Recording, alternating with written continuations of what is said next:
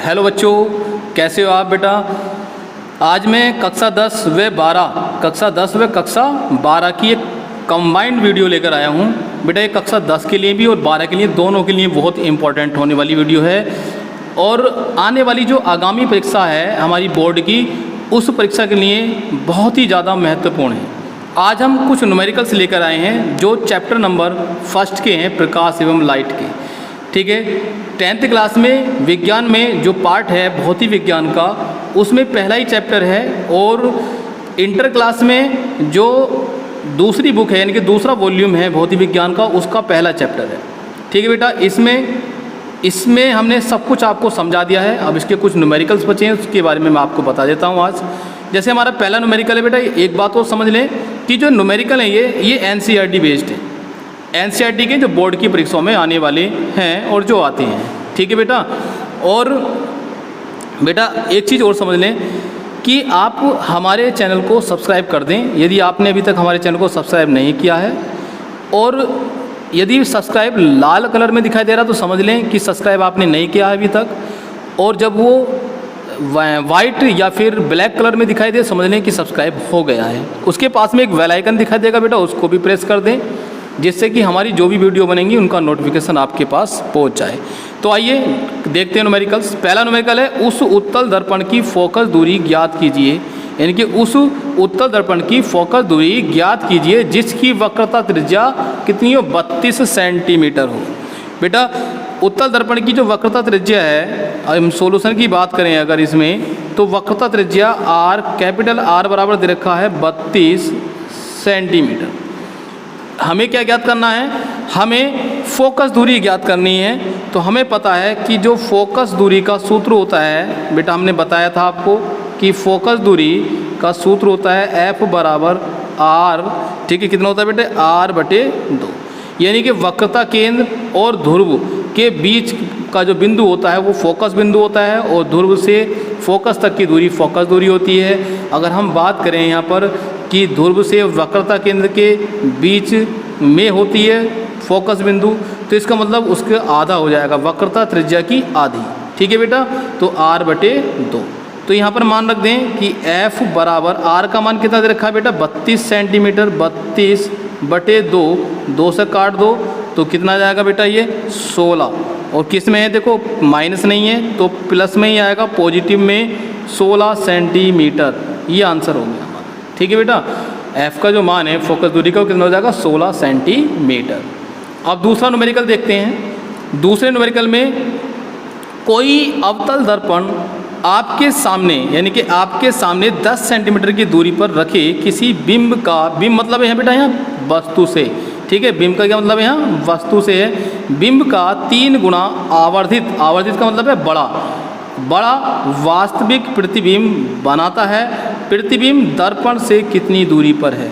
तो हमें बताना है कि जो प्रतिबिंब है वो दर्पण से कितनी दूरी पर है। बेटा न्यूमेरिकल को बहुत अच्छे से समझ लिया करो, और उसमें जो जो चीज़ें दे रखी हैं उसके बारे में हम सबसे पहले समझ लें, उसको लिख लें और फिर उसके फॉर्मूले पर विचार करें।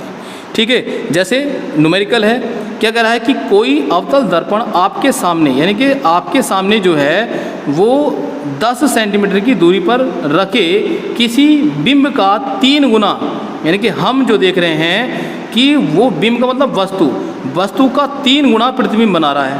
कहाँ पर रखी है वस्तु, 10 सेंटीमीटर की दूरी पर रखी है।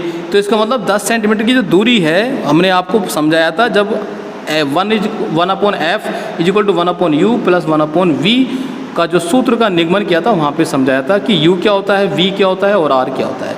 U होता है दर्पण से वस्तु तक की दूरी जो है वो U होती है। और कितनी दूरी है यहाँ, 10 सेंटीमीटर दे रखी है बेटा। तो वस्तु से दर्पण की दूरी, ठीक है नहीं, दर्पण की दूरी कितनी है, तो ये है U बराबर, सोल्यूशन देखेंगे बेटा। दूरी यानी कि वस्तु कहाँ रखी जाती है, लेफ्ट साइड में दर्पण है और दर्पण के लेफ्ट साइड में ये रखा जाएगा। ठीक है, अवतल दर्पण है, इसके इधर की ओर राइट ये होता है, राइट में प्लस होता है और इधर की ओर नेगेटिव, तो नेगेटिव हो जाएगा 10 सेंटीमीटर। ये किसकी दूरी है, ये है दर्पण से वस्तु की दूरी। ठीक है, दूसरी बात क्या कह रहा है इसमें कि इसका जो आवर्धन, आवर्धित मतलब बड़ा, जो 3 गुना, कितने गुना बना रहा है? 3 गुना बना रहा है, यानी कि आवर्धन कितना है बेटा? 3, m बराबर है 3। ठीक है, कोई दिक्कत नहीं है, यहाँ पर आपको समझ में आ गया होगा। अब बेटे हमने आवर्धन की बात की थी वहाँ पर, क्योंकि 3 गुना प्रतिबिंब बना रहा है, और प्रतिबिंब कैसा बनता है अवतल दर्पण में? नीचे की ओर बनता है, तो ऊपर की ओर तो पॉजिटिव होता है और नीचे की ओर नेगेटिव साइन होता है। तो ये नीचे की ओर 3 गुना बड़ा बनेगा, तो ये कैसा बनेगा? -3 बनेगा। ठीक है, -3, क्योंकि प्रतिबिंब कैसा है? वास्तविक है, तो वास्तविक जो होता है वो नीचे की ओर होता है। ठीक है, ध्यान रखना, दर्पण के लिए बात कर रहे हैं हम, और ऊपर की ओर जो बनता है वो आभासी होता है, ये ध्यान रखना। अब यहाँ पर जो आवर्धन है m बराबर, हमने फॉर्मूला पढ़ा है, सूत्र है हमारे पास, वो सूत्र होता है h/h, यानी कि h'/h, ये आवर्धन होता है। ठीक है बेटा, आवर्धन m बराबर h'/h, यानी कि ये हाइट ऑफ प्रतिबिंब, हाइट ऑफ वस्तु। ठीक है, नहीं, वस्तु की लंबाई और प्रतिबिंब की लंबाई। अब यहाँ पर ये जो बराबर होता है, सूत्र हमने पढ़ा है कि ये होता है यहाँ माइनस लगा देंगे, ये v/u, कितना होता है? -v/u होता है फॉर्मूला ये। अब ये जो माइनस है ये वाला, ये v के साथ होता है। किसके साथ होता है? v के साथ होता है। तो अब देखो हमें v निकालना है। v क्या है? बस प्रतिबिंब की दर्पण से दूरी, तो यानी कि दर्पण से प्रतिबिंब की दूरी कितनी है? v है। तो दर्पण से, दर्पण कौन सा? अवतल। ठीक है बेटा, अवतल दर्पण से प्रतिबिंब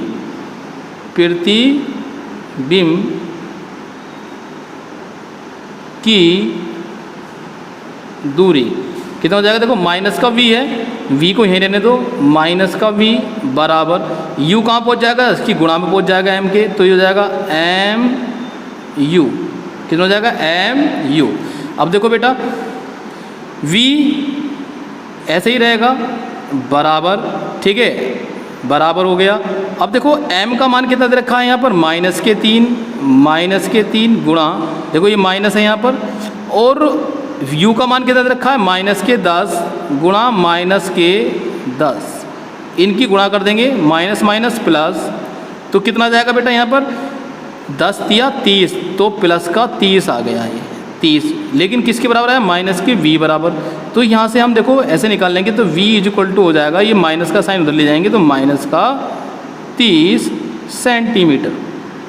सेंटीमीटर, यानी कि जो प्रतिबिंब बनेगा दर्पण से कितनी दूर बनेगा? -3 सेंटीमीटर दूरी पर बनेगा। ये आंसर हो जाएगा हमारा। समझ में आ गया या नहीं? ठीक है, अब इसके बाद बेटा अगले क्वेश्चन देखो, उसमें और ज़्यादा क्लियर हो जाएगा आपके। अगला क्वेश्चन है कि प्रकाश वायु से 1.50 अपवर्तनांक की कांच की प्लेट में प्रवेश करता है। कांच में प्रकाश की चाल बताइए। तो वायु से किस में जा रहा है प्रकाश? कांच में जा रहा है, और कांच का अपवर्तनांक यानी कि कितना है? 1.50। ठीक है, तो हमें कांच में प्रकाश की चाल बतानी है कि कितनी होगी। लेकिन निर्वात में जो प्रकाश की चाल है वो कितनी होती है बेटा? इसको लिख लेते हैं यहाँ पर कि निर्वात में, क्योंकि उसकी ज़रूरत पड़ेगी हमें, निर्वात में प्रकाश की चाल कितनी है? ये होना चाहिए इस क्वेश्चन में। निर्वात में प्रकाश की चाल बराबर होती है, बता देता हूँ, 3 × 10⁸ मीटर प्रति सेकंड। ठीक है, इतनी होती है। तो निर्वात में प्रकाश की चाल है 3 × 10⁸ मीटर प्रति सेकंड। हमें किस में निकालनी है? कांच में निकालनी है। तो बेटा जो दे रखा है यहाँ पर मैंने बताया था वो लिख लेते हैं। कांच का अपवर्तनांक दे रखा है, सोल्यूशन करेंगे अब हम। कांच का अपवर्तनांक, कांच का अपवर्तनांक, ठीक है, n = 1.50 ये दिया है। ठीक है, और क्या दे रखा? निर्वात में प्रकाश की चाल, यानी कि प्रकाश की चाल क्या होता है? c = दे रखा 3 × 10⁸ मीटर प्रति सेकंड। ठीक है, 2 चीज़ें दे रखी हैं इसमें, ये हमने लिख लिया है। अब हमें पता है कि v = जो होता है वो किसके बराबर होता है। ठीक है नहीं? अब देखो बेटा सबसे पहले हम सूत्र की बात करें तो सूत्र हमने पढ़ा है, सूत्र पढ़ा है हमने, क्या पढ़ा है हमने सूत्र में कि n इक्वल टू होता है c अपॉन v। कितना होता है? c upon v। v क्या है? कांच में प्रकाश की चाल। जो v है यहाँ पर v है कांच में प्रकाश की चाल। ध्यान रखना बेटा। और c क्या है? प्रकाश की चाल। और ये v कांच में प्रकाश की चाल, ये निर्वात में प्रकाश की चाल। n बराबर c अपॉन v हो गया, c अपॉन v। क्लियर है यहाँ तक? अब देखो हमें v निकालना, तो v तो हमने ले गए इधर या करके, ठीक है, बराबर c ऐसे ही रहा, और ये n कहाँ आ गया? इसके बटे में आ गया, इस प्रकार से। ठीक है, अब इनके मान रख देते हैं। c का मान कितना है बेटा? 3, अभी ऊपर लिखा हमने 3 गुणा 10 की घात 8 बटे n का मान कितना है बेटा? 1.50 दिया है, हमने मान रख दिया। अब ये कितना? 1.5 यानी कि 1.50। इससे बेटा अगर 3 को हम काटें तो ये कितनी बार कटेगा? इससे ये कट जाएगा लगभग 2 बार। कितनी बार कटेगा बेटा? 2 बार। तो कितना आ गया v का मान? v बराबर हो जाएगा 2 गुणा 10 की घात 8 मीटर प्रति सेकंड। यानी कि v क्या है? कांच में प्रकाश की चाल। तो कांच में प्रकाश की चाल कितनी हो जाएगी? कांच में प्रकाश की चाल होगी, ये आंसर हो गया बेटा 2 गुणा 10 की घात 8 मीटर प्रति सेकंड। ठीक है, नेक्स्ट क्वेश्चन, अगला क्वेश्चन देखते हैं बेटा। अगला क्वेश्चन है हीरे का अपवर्तनांक हीरे का अपवर्तनांक 2.42 है। इस कथन से क्या अभिप्राय है? हमें बताना है कि ये इससे क्या स्पष्ट है। बहुत ही इंपॉर्टेंट क्वेश्चन है ये भी। ठीक है, ये इंपॉर्टेंट क्वेश्चन है बेटा ये भी। जब हम इसका मतलब है कि हीरे का अपवर्तनांक 4.2 है, तो इस कथन से हमें अभिप्राय है कि हीरे में प्रकाश की चाल, बेटा ध्यान से देख लेना, मैं लिख रहा हूँ इस बात को कि क्या अभिप्राय है इसका। इसका अभिप्राय है कि हीरे में प्रकाश की चाल, इंपॉर्टेंट है इसलिए लिख रहा हूँ, आप लोग इसको नोट कर लें। प्रकाश की चाल निर्वात में ठीक है, प्रकाश की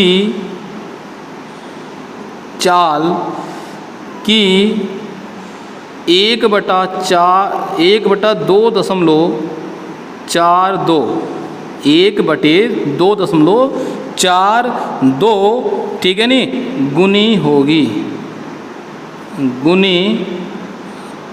होगी। बात समझ में आ गई या नहीं? ठीक है, दोबारा समझ लीजिए।